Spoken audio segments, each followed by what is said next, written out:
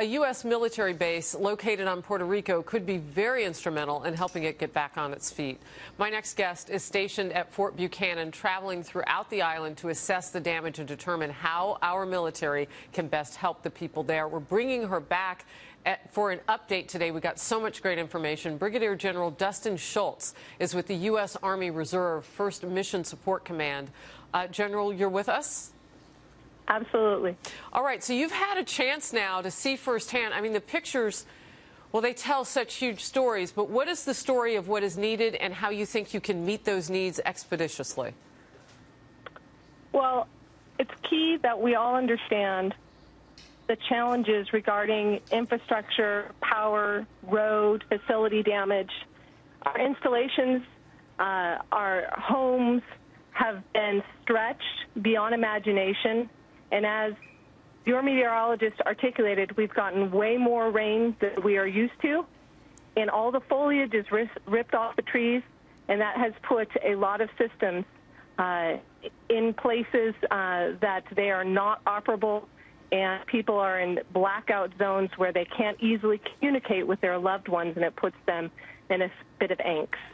So blackout zone, that draws a different picture in our minds, because that's not just electrical power, that's utilities. That means you're physically cut off from being able to get to people too. That's cell towers, that's a whole host of things. Yes, as most of the roads are impassable, a large number of trees have fallen across roadways and have sheared off power lines. Heavy winds have, the roadways and housing areas almost impassable.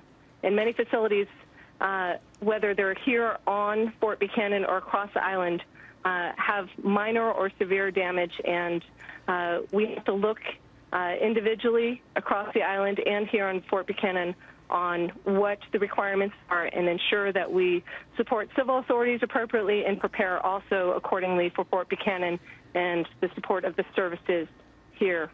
I want to talk specifically about that river situation that Rick Racknew had said the river may crest, 20 feet above where it normally would because of all of the flooding.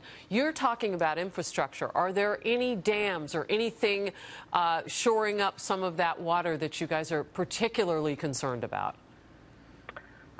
We do know that there is a reservoir that has had some challenges, and they've had to release water, but I don't have the particulars on it.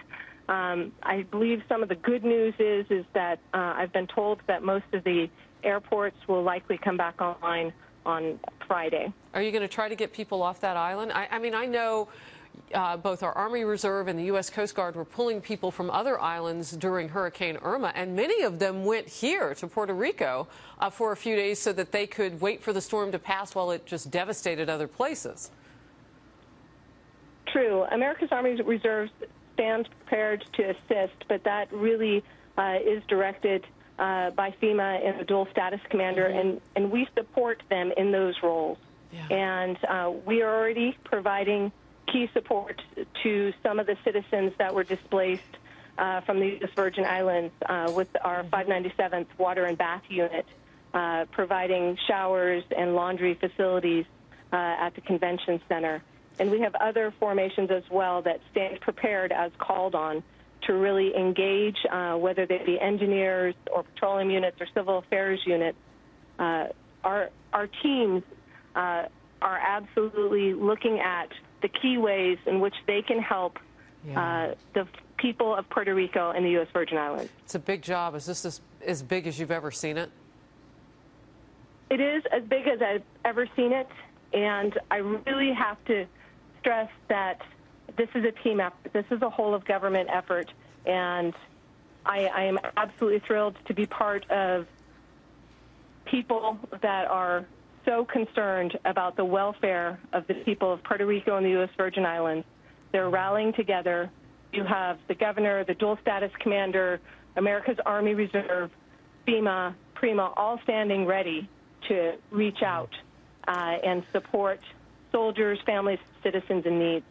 The other thing, too, is we also encourage families and soldiers to be contacting their units because, as we articulated, this time of black calms, per se. You know, there is sporadic cell tower capability, but you'll hear from people that I got out on phone but wasn't able to get in on text.